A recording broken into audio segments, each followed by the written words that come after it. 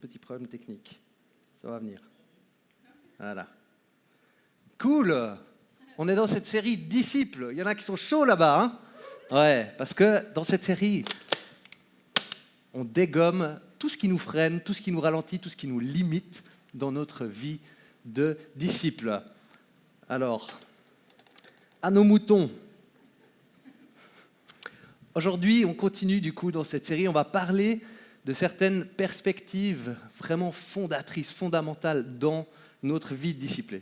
Peut-être que tu vas les découvrir pour la première fois, peut-être que tu as l'habitude d'en entendre parler et qu'elles sont là quelque part.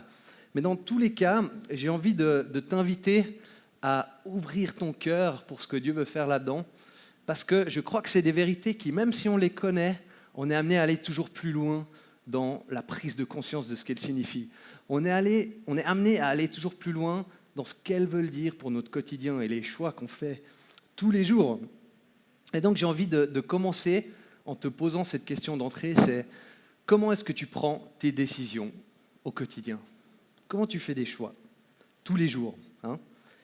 Et si tes choix d'aujourd'hui avaient des répercussions éternelles, comment est-ce que tu les ferais à ce moment-là? Tu as choisi d'être là aujourd'hui, alors je te félicite, bravo, tu peux t'applaudir. Je crois que c'était une bonne décision, à toi aussi si tu nous suis en ligne. Je ne sais pas si c'était intentionnel ou par défaut, tu sais, peut-être tu es juste là tous les dimanches sans te poser la question, j'espère pas. Je crois que c'est plutôt la première version.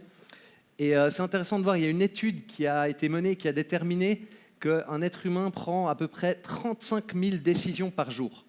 Je ne sais pas si tu savais ça, mais avec la multitude de micro-choix qui sont constamment pris, bah ouais, en fait, il y a plein de décisions qui se prennent tout le temps, on ne s'en rend même pas compte. Beaucoup de ces choix sont inconscients, certains d'entre eux sont réfléchis, posés et beaucoup plus conscients. Mais ces choix, ils ont un effet.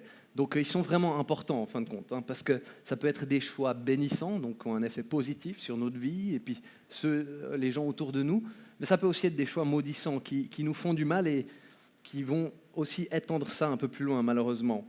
Et donc, la question de comment on choisit a des répercussions énormes sur notre destinée, notre vie et l'issue de celle-ci.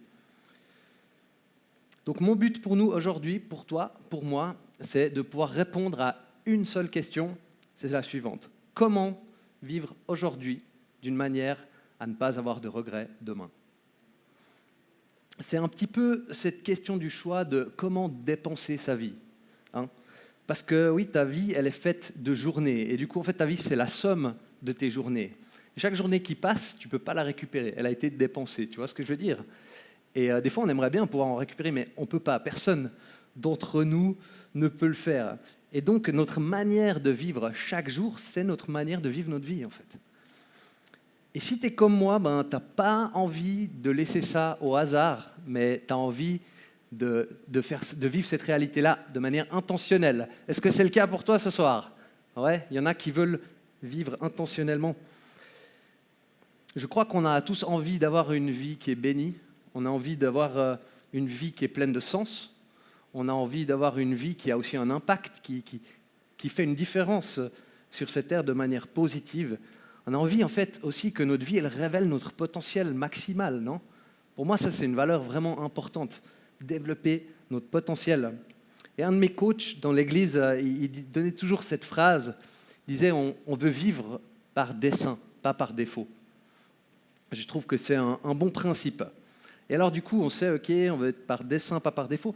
Mais tu vois, même par dessein, de nombreuses personnes vivent avec des desseins différents, des buts différents dans la vie. Par exemple, il y a des personnes qui dépensent intentionnellement chacune de leurs journées pour devenir le plus puissant baron de la drogue possible.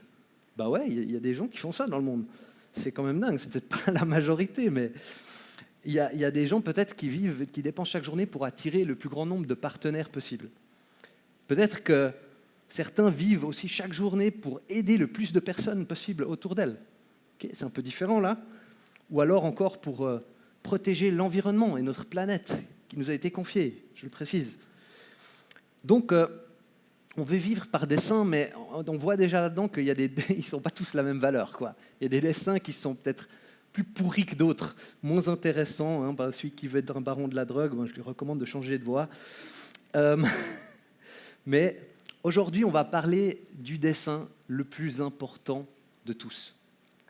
C'est le dessein de l'éternité, en fait. Et oui, c'est cette bonne vieille question, c'est où est-ce que tu vas quand tu meurs? Où est-ce qu'on va? Qu'est-ce qui se passe? Qu'est-ce qui t'arrive? Et cette question, il n'y a pas plus important, en fait. Parce qu'en fonction de la réponse, les répercussions sont juste phénoménales. Ça change tout. Donc on ne veut pas du tout laisser cette question au hasard. Mais pourtant, de nombreuses personnes vivent cette vie sur cette terre sans jamais aller au bout de cette question. C'est dramatique. C'est de la folie même, je dirais. Il y en a qui se sont posé cette question il y a bien, bien longtemps. Donc on ferait mieux de s'inspirer d'eux. Et en l'occurrence, il y a un psaume de Moïse qui nous parle de la brièveté de la vie humaine et qui nous donne un bon conseil en lien avec ça. Alors si toi tu as envie de le découvrir, je t'invite à le lire chez toi en entier. Aujourd'hui, on va se concentrer sur un verset, mais tu vas voir qu'il y a déjà pas mal de matière en lien avec ça. C'est le verset 12 qui nous dit ceci. « Enseigne-nous à bien compter nos jours, afin que notre cœur parvienne à la sagesse. » C'est curieux ça. Donc ce que nous dit ce verset, c'est quand tu comprends ta vie avec la bonne perspective, tu es en mesure de faire des choix qui sont sages, de prendre des bonnes décisions. Et c'est quoi la bonne perspective selon ce verset? Bien compter nos jours. C'est simple, non? Tu as déjà compté tes jours. J'ai oublié d'aller regarder combien il y a de jours en moyenne dans la vie humaine, mais ce qui est sûr, c'est que c'est un chiffre fini, qui se termine. Et peut-être que de temps en temps, tu arrives à un anniversaire ou tu vois une partie de ton corps qui se dégrade avec le temps ou quelque chose. Puis là, tu es là, en fait, c'est vrai, je ne suis pas infini sur cette terre. Là, je vois que les jours sont en train de passer, quoi. Et quand tu commences la vie, en fait, il y a tellement d'opportunités. C'est comme ça, c'est tout ouvert. Mais plus tu avances, plus ça se resserre un peu, en fait, parce que tout à coup, tu te rends compte que plein d'opportunités sont déjà derrière toi et tu ne peux pas les récupérer. Tu ne vas pas pouvoir revivre ta vingtaine, par exemple, si tu l'as déjà dépassée. Si tu n'as pas encore fini ta vingtaine, prends-en de la graine. C'est des belles années. Je crois que bien compter nos jours, c'est se rendre compte que notre vie sur Terre, elle est très, très, très courte et que l'éternité, c'est vachement, vachement long. Et donc, la perspective qui nous permet de vivre une vie avec sagesse, c'est celle de l'éternité. Alors, revenons à notre première question. Qu'est-ce qui se passe quand on meurt? Eh bien, la Bible nous en parle et le Jésus de la croix a dit beaucoup de choses à ce sujet, accompagné d'autres auteurs bibliques. Et puis, si ce que ce Jésus a dit est vrai, alors on a sacrément intérêt de prendre ça au sérieux. En fait, cette question de l'éternité, on ne peut pas en parler sans parler de la question du péché, qui est centrale. Ça tourne autour de ça, et, parce que le péché présente un enjeu majeur concernant notre éternité. Et comment est-ce qu'on sait que c'est important? Parce qu'en fait, le tout premier message du ministère de Jésus, il parle de ça. Est-ce que tu savais ça? Dans Matthieu 4, au chapitre 17, dès ce moment, Jésus commença à prêcher et à dire « Changez d'attitude, car le royaume des cieux est proche. » Ce changer d'attitude, c'est métanoïa en grec, il est en train de parler de repentance. C'est détournez-vous de certaines actions, faites un 180 degrés et changez de direction. Pourquoi? Parce que le royaume des cieux est proche. Donc il parle de repentance par rapport au péché et de restauration aussi. C'est une bonne nouvelle de ce qui s'est dégradé à la chute. Oui, parce que le message biblique, il nous informe, il nous rappelle que le monde dans lequel on vit, il n'est pas comme il serait censé être. Je ne sais pas ce que tu penses de ça. Moi, cette idée, je la trouve assez puissante, assez vraie. Parce que quand je vois le monde, la création, tout ça, je vois quelque chose de fondamentalement bon. Je veux dire, quand tu manges un bon repas avec des amis, que tu vois un coucher de soleil, il y a tellement d'exemples à donner. La vie, elle est bonne comme ça. Et pourtant, on voit qu'il y a plein de trucs pourris qui sont là dans ce monde. Et qu'il y a plein de trucs, du coup, qui ne sont pas comme ils seraient censés être. Un enfant, par exemple, ne serait pas censé mourir d'un cancer à 7 ans. Un homme n'est pas censé violer et tuer. Pourtant, ça arrive tous les jours. On a des cas actuellement qui font la une. on n'est pas censé tricher dans notre déclaration d'impôt ou être jaloux les uns des autres, par exemple. C'est pas un truc cool dans ce monde, de la jalousie. Les exemples sont nombreux, grands et petits. Et donc la Bible nous parle de ce péché, de la chute. Mais en fait, ce terme péché, je ne sais pas comment tu le vis, mais aujourd'hui, il ne fait plus trop de sens pour les gens, pour la société. Il est même un peu sorti du vocabulaire. Hein. Et du coup, je te propose de découvrir en fait un petit peu la richesse du vocabulaire biblique sur ce terme. Parce qu'en fait, le monde aujourd'hui dit chacun peut faire ce qu'il veut, si c'est OK pour toi, pas de problème. En gros, il n'y a plus de péché. Et après, tu regardes la Bible et tu vois, il y a une pléthore de définitions à tel point qu'on ne va pas toutes les voir aujourd'hui. Mais je pense que c'est intéressant et ça nous dit quelque chose sur une réalité qui fait vraiment malheureusement partie de ce monde et de notre vie. Le premier terme, c'est en hébreu, c'est rata. Tu le trouves environ 520 fois dans la Bible. Et celui-là, on l'aime bien parce qu'il veut dire manquer la cible. Donc déjà, on sort un peu du côté moralisateur, tu vois, on est plus sur... on comprend qu'en fait, peut-être que derrière la morale, il y a un sens, il y a une vie, il y a une richesse, un principe. Frapper fort aussi. Ensuite, tu as ra, que tu trouves environ 440 fois. Alors, ra, ce serait plutôt le mal, la rupture, la ruine, la calamité. Hein. Il est beau ce mot. Tu vois, le monde a perdu un vocabulaire pour le péché. La Bible, elle en a tout plein de mots. Hein, il y a Hacham qui parle de culpabilité. Je pourrais t'en dire encore plein d'autres. Iniquité, crime, errer, s'égarer, rébellion, transgression. Ça, c'était pour l'hébreu. Maintenant, je te propose de passer au grec. Le terme principal, c'est amartia. Et ça veut dire tout simplement péché, hein, c'est traduit comme ça. Mais après, tu as encore d'autres termes comme poneria, qui serait traduit plutôt dépravation, iniquité, méchanceté, le mal moral. Hein. Agnoia, hein, on peut faire peut-être le lien avec agnostique. L'ignorance qui peut pousser à l'idolâtrie. Et puis encore bien d'autres termes, hypocrisis, hein, que la fausseté, la dissimulation. C'est-à-dire, on n'aime pas, hein, on n'aime pas les gens qui sont hypocrites, mais on l'est tous un peu aussi quand même. Donc c'est cette tension dans laquelle on vit. Tu vois de quoi on parle? Tu te sens concerné par ça? J'espère que ça te concerne, parce que moi je me sens hyper concerné par cette réalité. Et on a un autre problème en tant qu'humain. Non seulement on a le péché, mais en plus, on relativise notre péché. On est très bon pour ça. C'est vraiment une de nos qualités premières. Mais ce qui est marrant, c'est que la Bible, elle dénonce aussi ça. Elle nous a bien grillés, elle dénonce nos péchés, mais elle dénonce même notre rapport à notre propre péché. Tu lis ça dans Proverbe 21:2, qui dit « Toutes les voies d'un homme sont droites à ses yeux. » Ouais, c'est bon, moi je suis en ordre, nickel, ça roule. Mais celui qui évalue les cœurs, c'est l'Éternel. Et donc, on se donne des excuses. Des fois, on invente même des trucs bizarres, comme on peut trouver, par exemple, dans l'islam. Il y a l'idée qu'une bonne action peut en rattraper une mauvaise. Je ne sais pas si tu as déjà réfléchi à ça. C'est ce qu'on appelle une théologie des œuvres, où tu es sauvé par ce que tu fais. Est-ce que tu as déjà pensé... Ça sonne peut-être bien comme ça, mais tu y as déjà réfléchi 2 secondes. Explique-moi comment une bonne action, elle peut réparer le mal que tu as causé par une mauvaise.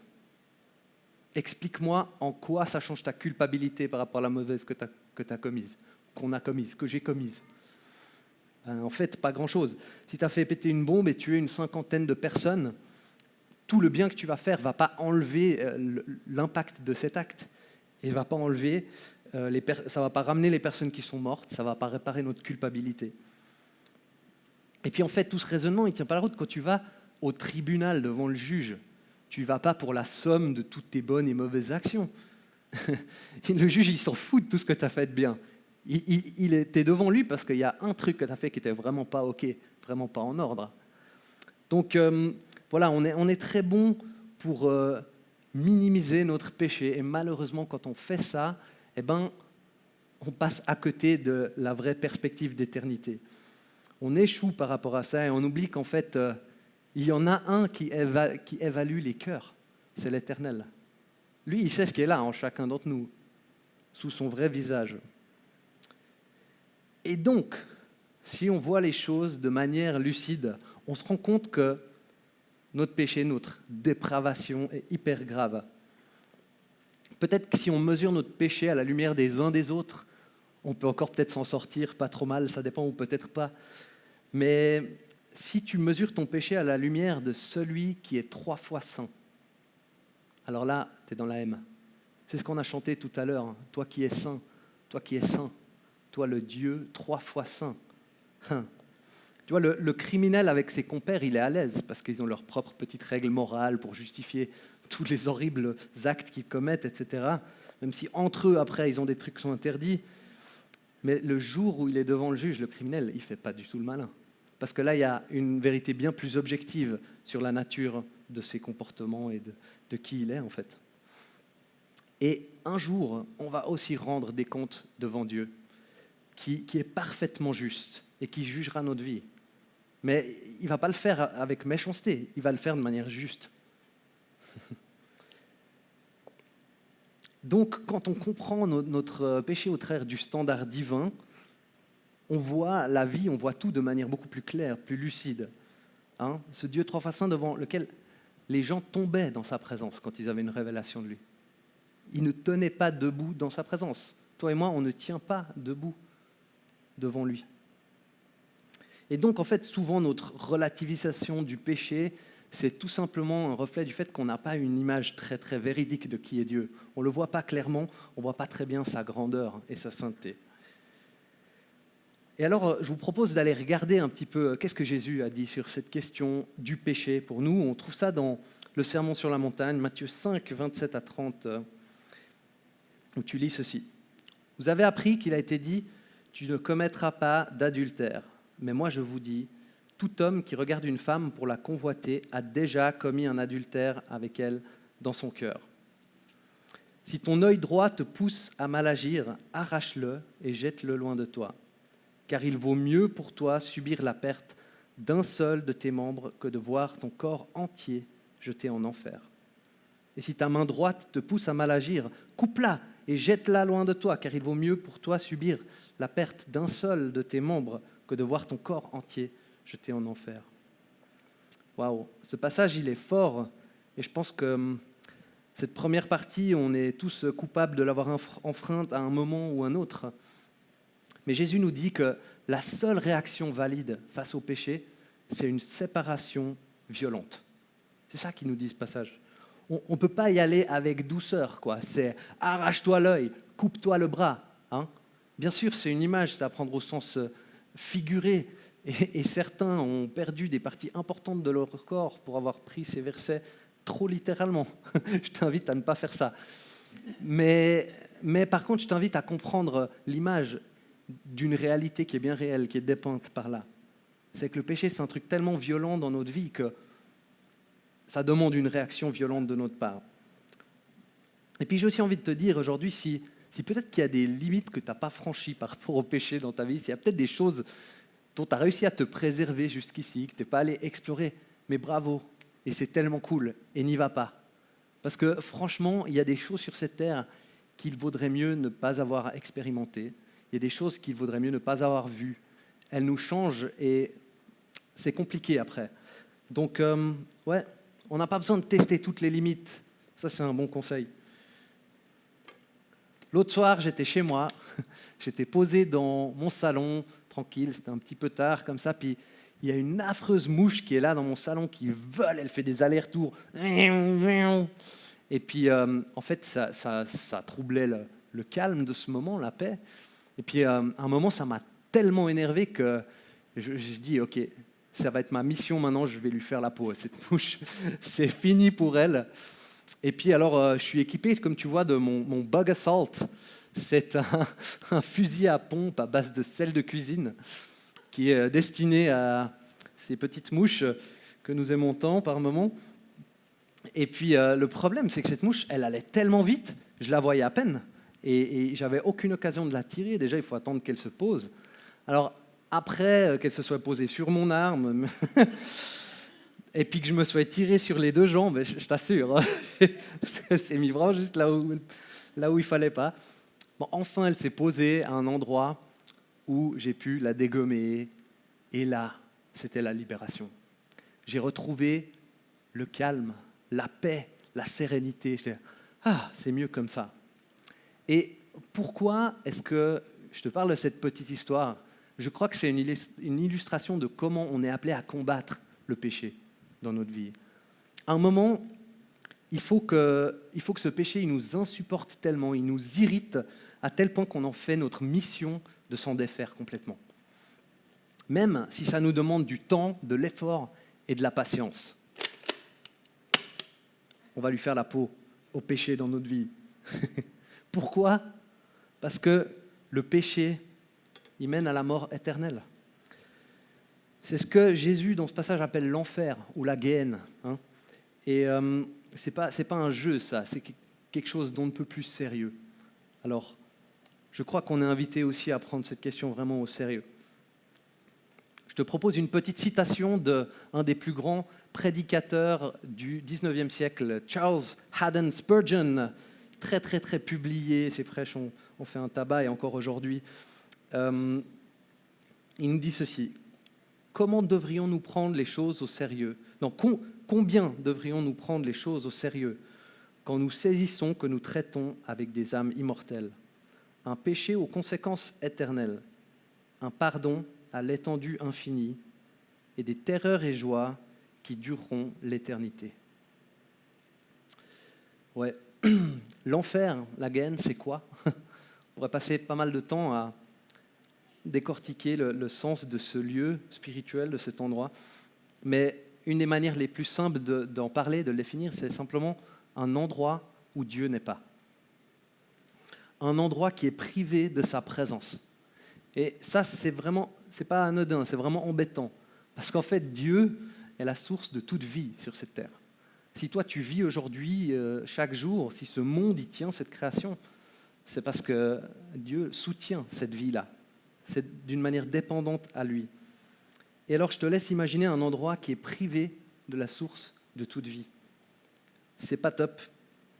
Et c'est pour ça que Jésus dit que c'est un endroit où il y aura des pleurs et des grincements de dents. Tu sais, il y a une période où j'ai renoncé à Dieu. Je ne savais pas trop s'il était là, je l'ai mis de côté, mode je ne veux pas me priver de tout ce que j'ai envie de vivre. J'ai eu une copine, etc.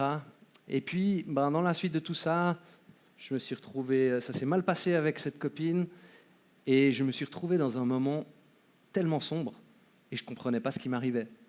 Parce qu'en fait, toute ma vie, j'étais protégé par mes parents qui m'ont parlé de la grâce de Jésus, de cet amour de Dieu pour moi, qui avait un Dieu bienveillant, qui portait ma vie, et qui avait des bons projets pour moi, et il y avait quelque chose en moi qui était en paix, en fait, aussi, qui était tenu par ça.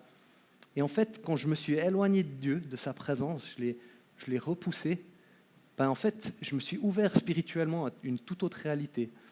Et à ce moment-là, j'ai eu même des pensées de mort, tout ça. Je n'avais pas vraiment envie de mourir, mais c'était bizarre. Il y a des choses qui m'arrivaient comme ça, parce que je me suis distancé de la source de toute la vie. C'était un moment très sombre de ma vie, et je le retiens en fait comme un faible aperçu de ce que ça peut être une éternité séparée, loin de la source de toute vie, loin de son amour. Je te propose de continuer à voir ce que Jésus nous dit sur ces questions d'éternité, etc. On va regarder deux bons gros passages et puis après en tirer une ou deux perles. Matthieu 8, 10 à 13. Après l'avoir entendu, Jésus fut dans l'admiration et il dit à ceux qui le suivaient: je vous le dis en vérité, même en Israël, je n'ai pas trouvé une aussi grande foi. Donc après l'avoir entendu, c'est l'officier dont le serviteur va être guéri. Je vous le dis en vérité, même en Israël, je n'ai pas trouvé une aussi grande foi. Or, je vous le déclare, beaucoup viendront de l'Est et de l'Ouest et seront à table avec Abraham, Isaac et Jacob dans le royaume des cieux. Mais ceux à qui le royaume était destiné seront jetés dans les ténèbres extérieures, où il y aura des pleurs et des grincements de dents. Puis Jésus dit à l'officier: vas-y et sois traité conformément à ta foi. Et au moment même, le serviteur fut guéri. Et notre prochain passage, c'est Matthieu 13, cette fois-ci. On fait beaucoup de Matthieu, j'aime bien Matthieu. Matthieu 13, 36 à 43. Alors Jésus renvoya la foule et entra dans la maison. Ses disciples s'approchèrent de lui en disant: explique-nous la parabole de la mauvaise herbe dans le champ. Donc on ne va pas voir la parabole, mais on va juste en voir directement le sens. Tu peux aller chercher cette information toi-même si tu es curieux. Il leur répondit, « Celui qui sème la bonne semence, c'est le Fils de l'homme. Le champ, c'est le monde. La bonne semence, ce sont les enfants du royaume. La mauvaise herbe, ce sont les enfants du mal. L'ennemi qui l'a semé, c'est le diable. La moisson, c'est la fin du monde. Les moissonneurs, ce sont les anges. Tout comme on arrache la mauvaise herbe et la jette au feu, on fera de même à la fin du monde. Le Fils de l'homme enverra ses anges. Ils arracheront de son royaume tous les pièges et ceux qui commettent le mal, et ils les jetteront dans la fournaise de feu, où il y aura des pleurs et des grincements de dents. Alors les justes resplendiront comme le soleil dans le royaume de leur Père. Que celui qui a des oreilles pour entendre, entende. » Je pense que Jésus, il est conscient que les vérités qu'il est en train de communiquer, il y en a qui ne vont pas les recevoir, qui ne vont pas pouvoir les recevoir ou vouloir. Et c'est pour ça qu'il termine en disant que celui qui a des oreilles pour entendre, entende. On voit de nouveau dans ces deux passages, il y a cette idée de l'enfer, la Géhenne, mais il y a aussi l'idée du ciel, du paradis, de l'éternité avec Dieu. Et le premier passage nous dit qu'il y en a qui seront à table avec Jésus, avec les pères de la foi d'autrefois. Le deuxième passage, il nous dit que les justes resplendiront comme le soleil dans le royaume de leur Père. Les justes resplendiront comme le soleil dans le royaume de leur Père. Donc tu vois, il y a deux destinations concernant l'éternité. Une avec Dieu, la source de toute vie. Une sans lui, des pleurs et des grincements de dents. Et cette vie, elle implique une récompense dans la présence de Dieu pour ceux qui auront cru en Jésus. Et la séparation de la présence de Dieu pour ceux qui n'ont pas cru. Qu'est-ce que ça veut dire tout ça? Ça veut dire qu'il y a un combat spirituel pour ton éternité, pour notre éternité. Et on a ce gros problème, comment marcher avec Dieu malgré le péché et tout ce dont on parlait tout à l'heure. Ce qui est cool, c'est que Jésus, ce n'est pas celui qui est juste venu pointer le problème, comme certains aiment bien le faire. Il est aussi venu amener la solution. En fait, il était et il est même cette solution. Jésus est venu pour nous gracier. Il est venu pour nous offrir la puissance pour être vraiment libre de ce problème du péché. Alors, qu'est-ce qu'il a fait? Comment est-ce qu'il a fait ça? Découvrons ça dans 2 Corinthiens 5, 19, 21. En effet, Dieu était en Christ, donc Dieu incarné. Il réconciliait le monde avec lui-même en ne chargeant pas les hommes de leurs fautes. Il a mis en nous la parole de la réconciliation. Nous sommes donc des ambassadeurs pour Christ. Comme si Dieu adressait par nous son appel. Nous supplions au nom de Christ, soyez réconciliés avec Dieu. En effet, celui qui n'a pas connu le péché, il l'a fait devenir péché pour nous, afin qu'en lui, nous devenions justice de Dieu. Ouh, c'est beau ça, c'est la bonne nouvelle de l'Évangile dans ce passage. Compact comme ça, mais chargé de conséquences positives pour nos vies, si on le veut bien. Et c'est cool de voir ce passage parce qu'on se rend compte que Jésus-Christ avait réellement la puissance de régler ce problème du péché. Parce qu'il était sans péché lui-même et Dieu incarné. Tu vois, ce verset nous dit que Dieu était en Christ. Donc c'est une bien meilleure solution que celle d'essayer d'annuler une bonne action par une mauvaise. Tu vois ce que je veux dire? Et alors, il reste cette question de comment on reçoit ça. C'est quoi le moyen de recevoir Jésus-Christ, de recevoir cette solution? La réponse est simple, c'est la foi en lui. C'est la foi en ce qu'il a fait à la croix pour nous.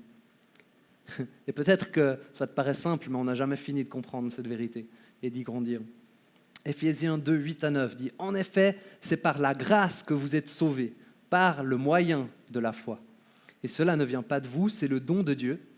Ce n'est pas par les œuvres, afin que personne ne puisse se vanter. » Yes, on peut dire Amen, parce que c'est une excellente nouvelle pour ceux qui croient. Mais c'est aussi une très mauvaise nouvelle, en fait, pour ceux qui ne croient pas. Parce qu'il s'agit là de l'exclusivité de Jésus-Christ. Si c'est par la foi en Jésus-Christ, ça veut aussi dire que sans lui, il n'y a pas de réconciliation avec le Père. Et on reste mort dans notre péché. En fait, celui qui n'a pas le Fils n'a pas le Père. C'est ce que tu lis dans 1 Jean 2, 23. Si quelqu'un nie le Fils, il n'a pas non plus le Père. Celui qui se déclare publiquement pour le Fils a aussi le Père. Pour votre part, retenez donc ce que vous avez entendu dès le commencement. Si ce que vous avez entendu depuis le début demeure en vous, vous demeurerez vous aussi dans le Fils et dans le Père. Et voici ce qu'il nous a lui-même promis, c'est la vie éternelle. Notre message, c'est donc celui du salut. Et il pose cette question de « est-ce que tu es sauvé ou pas ? Est-ce qu'on est sauvé ?» La réponse à cette question, c'est « ça dépend de ton choix ». Dieu respecte notre libre choix. Il ne nous force pas de recevoir son Fils, mais celui qui n'a pas le Fils n'a pas le Père. Tu vois, forcer quelqu'un dans une relation, il n'y a rien de pire, et on le sait très bien au niveau humain. Hein. Si je dis à Volker, « Volker, tu dois m'aimer », et je t'oblige à m'aimer, puis j'essaye par la force de lui faire m'offrir des, des choses, me préparer un bon festin de viande par amour, il le fait déjà, donc c'est ça qui est beau. Mais qu'est-ce qu'on va dire de moi ? C'est de l'abus total. C'est les gens comme ça qui font ça, par exemple, vis-à-vis de quelqu'un de l'autre sexe, on les met en prison. C'est des prédateurs. Dieu n'est pas un prédateur. Il respecte notre libre choix. Mais il nous tend son Fils Jésus comme sa lettre d'amour, comme un message d'amour pour nos vies. Et il n'a qu'une chose en tête, c'est l'espoir qu'on le reçoive. Et qu'on le reçoive pleinement et complètement et à fond la caisse.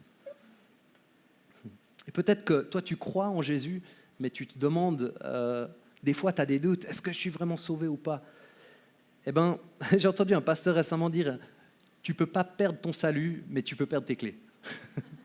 Et je trouvais que c'était une image intéressante, parce que c'est vrai, le salut, ce n'est pas un truc que tu peux juste égarer un peu sans faire exprès, comme tes clés. Par contre, tu peux choisir d'y renoncer. Il est possible pour toi de sortir du chemin que Jésus a pour toi. Tu vois la différence ? Et ça, c'est important d'en être conscient. Mais si tu veux marcher avec lui, sache qu'il n'y a rien qui peut te séparer de son amour. Il n'y a rien qui peut te séparer de son amour, si tu le veux. Et comprendre toutes ces perspectives, c'est tellement important dans notre vie de disciple. C'est pour ça qu'on y réfléchit aujourd'hui. Et que maintenant qu'on a un tableau un peu plus clair de ces perspectives éternelles, on peut prendre des bonnes décisions sur comment on vit chaque jour ici, dans cette courte vie.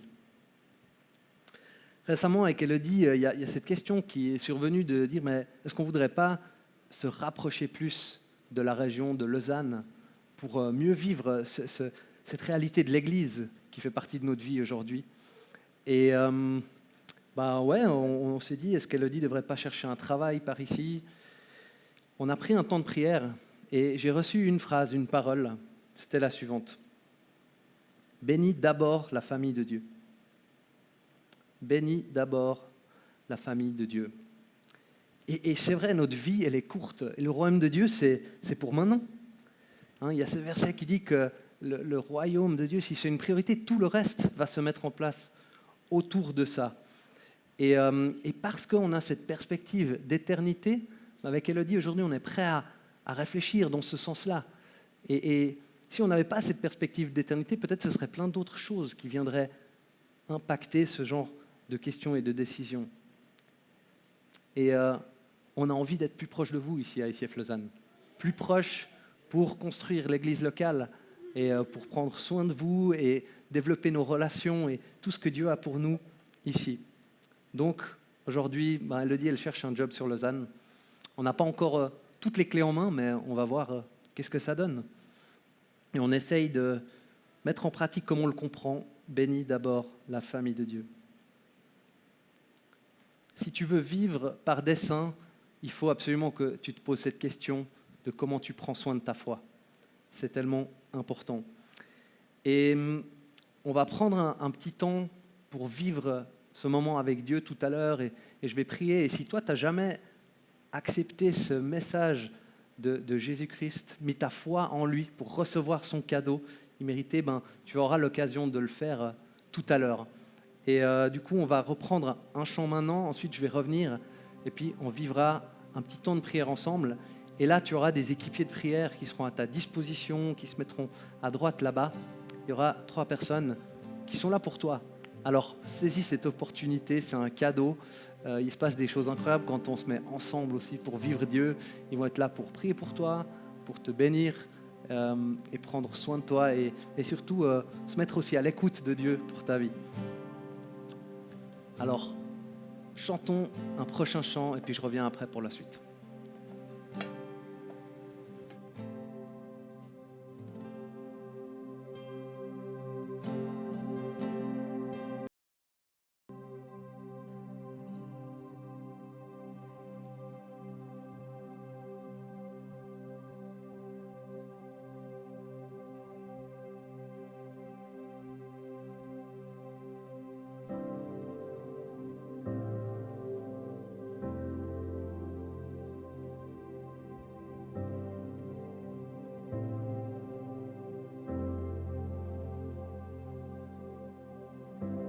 Can't go back to the beginning. Can't control what tomorrow will bring. But I know here in the middle, here's the place where you're promised to be.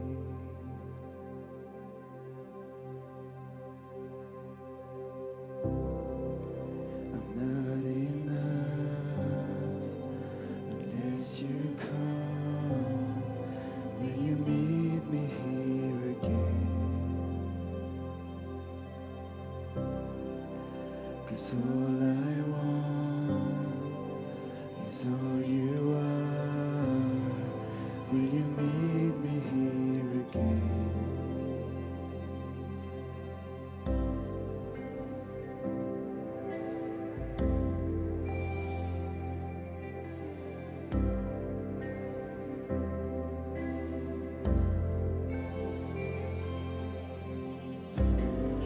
As I walk now through the valley,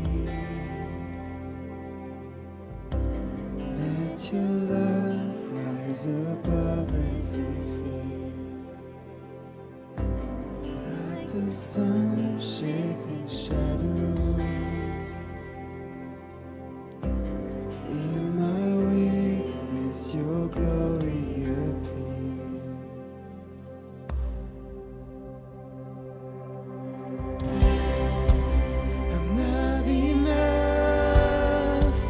Unless you come, will you meet me here again? 'Cause all I want is all you are. Will you meet me here again? I'm not enough unless you come.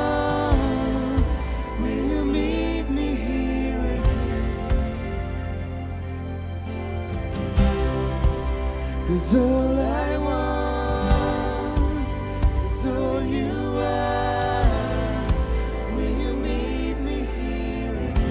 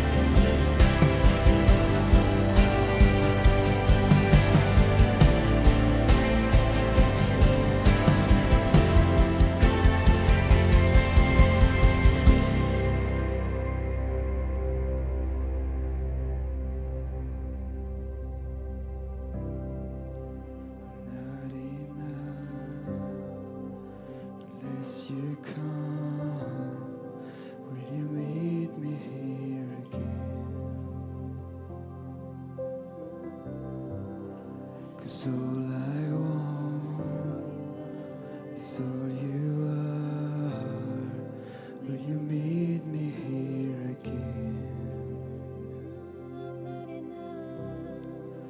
I'm not enough unless you come. Will you meet me here again? 'Cause all I want is all you are. Will you meet me here again?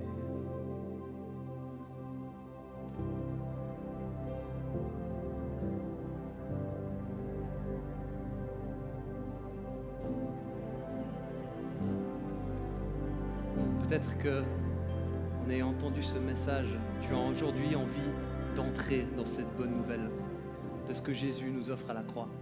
Et si ça c'est toi aujourd'hui, tu peux le faire maintenant. Tu n'as qu'à faire ce choix. Et je te propose de vivre ça par une petite prière que tu peux prier avec moi, où que tu sois. Allons-y maintenant. Père, on est conscient un petit peu plus aujourd'hui de notre nature. On est conscient de nos fautes, notre propre péché. On est conscient de la gravité de ce péché et l'impact qu'il est face à un Dieu 3 fois saint. Mais aujourd'hui, on a envie de te dire merci. Merci Père d'avoir envoyé ton Fils Jésus-Christ à la croix, mourir pour toutes mes fautes et me gracier pour que je sois pardonné pour mes péchés, passés, présents et futurs, pour que je puisse être réconcilié dans ma relation avec Dieu le Père et que je puisse vivre pour l'éternité. Si toi tu as fait cette prière, où que tu sois, c'est une excellente nouvelle. Et on la scelle au nom de Jésus, de dire que ton nom est écrit dans le livre de la vie et tu n'as rien à craindre parce que rien ne peut te séparer de cet amour de Dieu en Jésus-Christ. C'est le cadeau gratuit et immérité de sa grâce. Alors faisons du bruit pour toutes les personnes qui ont pu prendre cette décision dans ce moment. Et si c'est toi, on t'invite à rejoindre une famille d'église où tu peux grandir dans cette foi et puis continuer à découvrir plus combien l'amour de Dieu est grand, long, large, profond. Je te propose de rester dans ce moment parce qu'il y a cette question du salut, puis après il y a cette question des choix qu'on prend en lien avec une perspective d'éternité. Et je crois qu'on peut toujours aller plus loin avec ça, que Dieu a des choses pour nous dans ce moment. Alors je vais aussi prier par rapport à ça pour vous aujourd'hui. Et puis je vous rappelle, si vous avez besoin de la prière, allez au fond là-bas avec Volker, Monique et Christian. Ils sont super géniaux. Père, merci pour ce temps qu'on a pu passer ensemble à pas regarder juste ce qui est devant notre nez, la tête dans le guidon dans cette vie, mais à réfléchir à ce qui nous arrive le jour où on quitte cette terre et comment ça impacte notre vie ici même aujourd'hui. Parce qu'on veut vivre une vie par dessein et pas par défaut. Parce qu'on sait qu'on ne peut pas récupérer une seule de nos journées et donc on veut les dépenser bien pour toi, avec toi. Et je te prie pour chacun d'entre nous ici ce soir, viens nous parler sur notre situation présente et notre vie en lien avec ces questions d'éternité. Viens peut-être nous inspirer sur des choix qu'on pourrait être amenés à faire, notre décision déjà juste de te suivre et de marcher pleinement avec toi. Peut-être tous les choix qui découlent de ce premier choix. Et on a envie de les vivre d'une manière qui a un impact positif dans ce monde, d'une manière qui compte dans l'éternité, d'une manière qui libère notre potentiel maximal, notre potentiel divin. Alors merci que tu es là. The Lord is in this place, comme on l'a chanté, le Seigneur est dans ce lieu. Merci, tu es là et tu es en train d'agir auprès de chacun d'entre nous dans ce but-là. Au nom de ton Fils Jésus, on prie.